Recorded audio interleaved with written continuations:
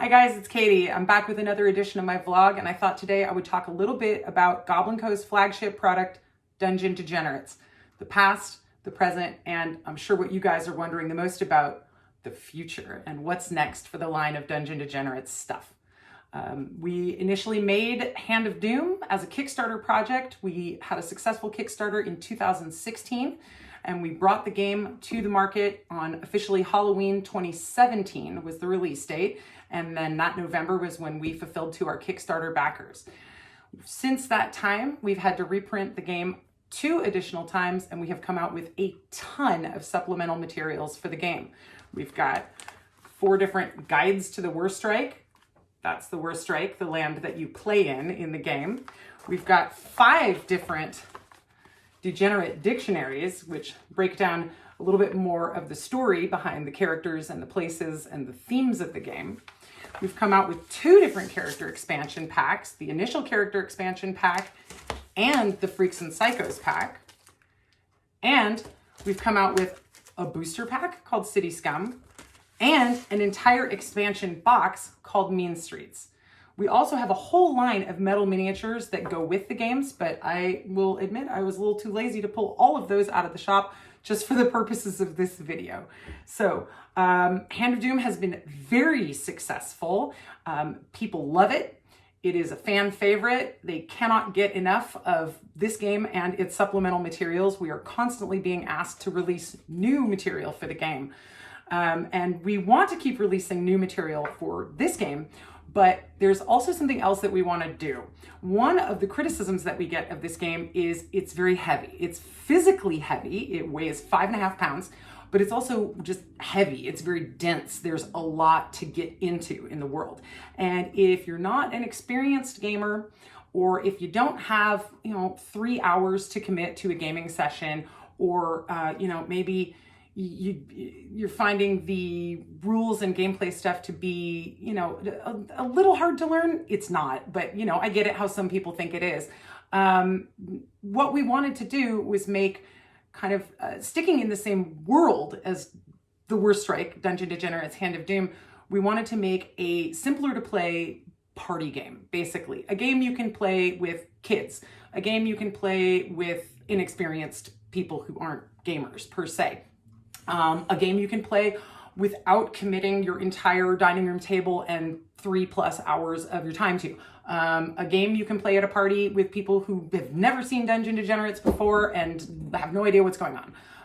A game you can play at a party with people who are drunk or high and they're not going to lose track of the rules. A game with a lower price point.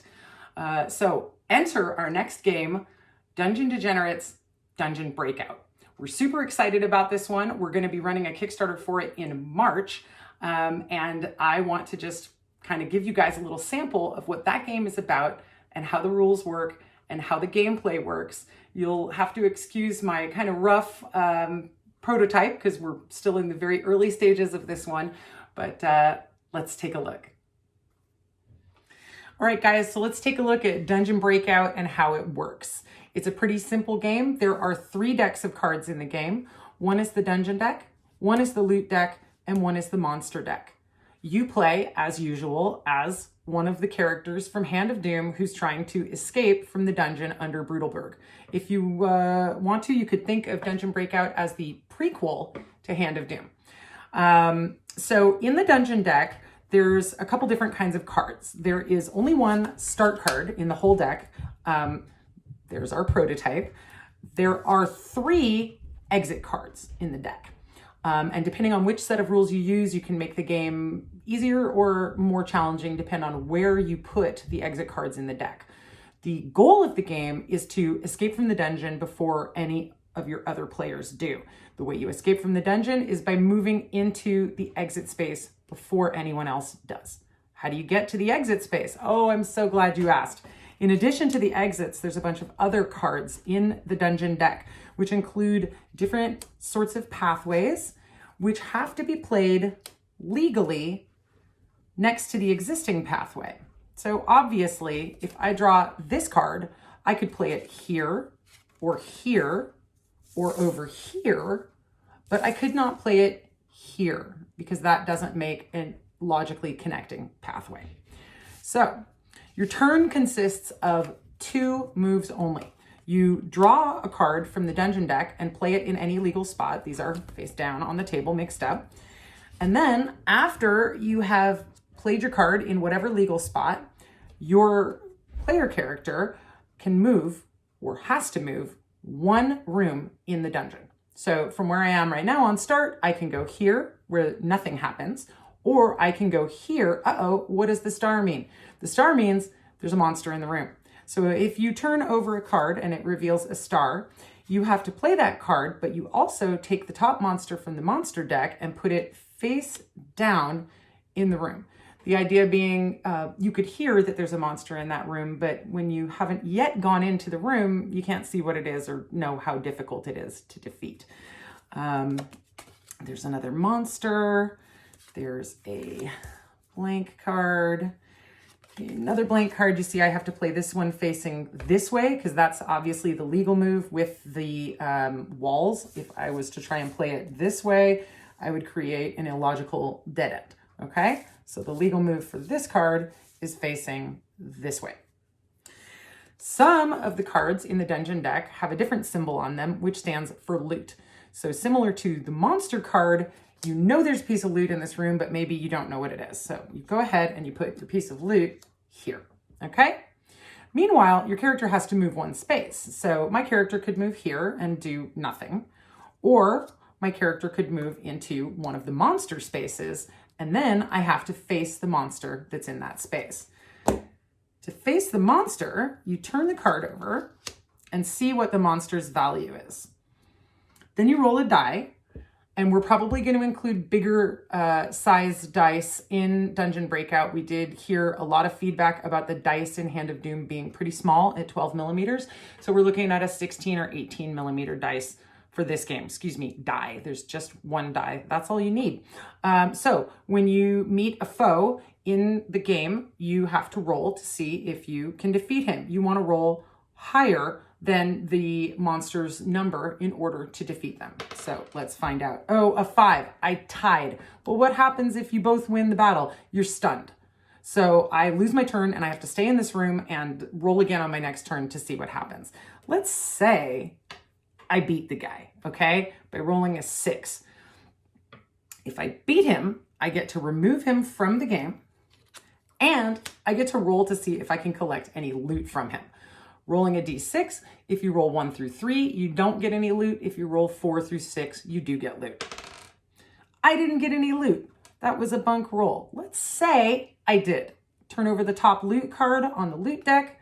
It is an axe. This is a +1 loot. I put the loot in front of me. This now adds 1 to my roll on every future monster encounter. So if I meet this guy with his 5 again, I don't have to roll a 6 to beat him. I only have to roll a 5 to beat him because I'm holding the axe, which improves my monster battle roll. Pretty simple, right?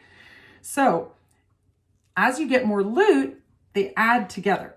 So here's a sword that I can pick up somewhere in the dungeon to add to my axe, which then gives me a +2 on any of my rolls. Unfortunately, you can't actually get rid of loot once you've collected it. So you can max out your loot, but there's also cursed loot. I'm not finding it easily in this deck, of course, because I'm trying to make a video on the spot, but uh-oh, look at that. It's got a -1. It's a cursed ring.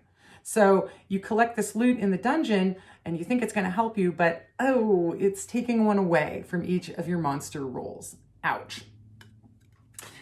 So that's the loot mechanic. It's pretty easy. The monster mechanic is pretty easy also. We have monsters valued from 2 to 5 in the monster deck. We have more lower value monsters than higher value monsters to make it more playable. And of course, we're not actually trying to defeat the monsters as the point of the game. We're trying to find the exit. But the monsters are, of course, standing in your way or potentially giving you loot to help improve your chances of being able to get out of the dungeon before any of the other players. Right now, we're using the standees from the original Hand of Doom game as our playable pieces in the prototype. We are actually unsure if we're going to do a punch board with standee characters for Dungeon Breakout or if we are going to use meeples for this game. We're going to actually cost out both of those options and see what works better for us. But I would love to hear your feedback if you prefer standees or if you prefer meeples. Of course, you can also play with any of the metal miniatures which we sell, which go with the games as well. That's it. It's pretty simple. There's some more complicated rules that you can add on if you want to make it more complicated. But there's also some extra options if you want to make the game easier. One of the things that we did is in our prototype, we have 3 exit pieces. So the likelihood of finding the exit is 3 amongst however many total we have, and I apologize for not knowing that off the top of my head. One of the ways you can make the game harder is, of course, to take 1 or 2 of the exit cards out of the deck before you start playing. Another option that we wrote into the rules is shuffling the exit pieces into the bottom half of the deck, so you have to play through the first half of the deck before you even stand a chance of finding the exit. We don't actually normally play like that when we play at home. We just sort of shuffle them in wherever, and my youngest son, James, actually managed to win the game on the first move. At one point, he turned over the exit as his first move, and it was kind of funny, but we all just said, okay, well, you won that one, let's play again.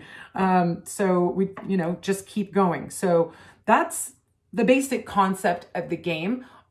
We are still tweaking the card counts of the various types and playtesting the game with multiple players to see, how it works great with 2 or 3 players, but what happens if we try to play it with 5 or 6 players? And then again, we're working on the proportions of like the different types of loot that are in the loot deck. How many high value, low value, how many cursed loot versus positive value loot we have. And then the same thing with the monsters. Right now, we're just going through a lot of playtesting to figure out, do we have the right mix of monsters? Our sample deck does not have a lot of monsters in it. We actually just kind of, to keep it simple for our, I should probably put these closer to the camera if I'm showing them to you. To keep it simple for our prototype, we just used 1 monster of each numeric value type. But in the final version of the game, there's going to be different monsters on every card. We are going to be reusing the artwork from the line of Dungeon Degenerates stuff. As you all know, Sean is still in the midst of stroke recovery, and he cannot yet draw to the quality that he wants to be able to before he starts making new drawings for Dungeon Degenerates. But the good news is, before he had a stroke, boy, did he draw a lot of stuff for this game and this world. So we have a lot of stuff to pick from. So that is the basics of Dungeon Breakout. Like I said, we're going to be running this Kickstarter in March. We are hoping to deliver the game to folks probably in October or November of this year.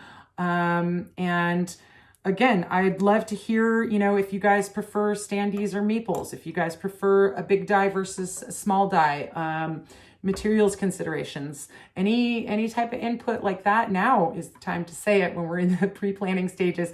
I'm keeping my prototype in a Mean Streets box, but the idea is that Dungeon Breakout, when it's done, will be the same size as Mean Streets so that they can, sit right next to each other on your shelf. I think this is a really great size for this type of game. My goal is to be able to sell it at a $25 price point. I'm not sure if we're going to be able to hit that based on just making sure we cover our own costs. But that's my goal. So I think I've covered everything, but of course, put questions down in the comment section if I didn't cover anything, or, you can always email me, katie@goblinco.com, if you want to talk about this stuff, or you got some kind of great idea for us. So thanks for listening, and I will check you guys out later.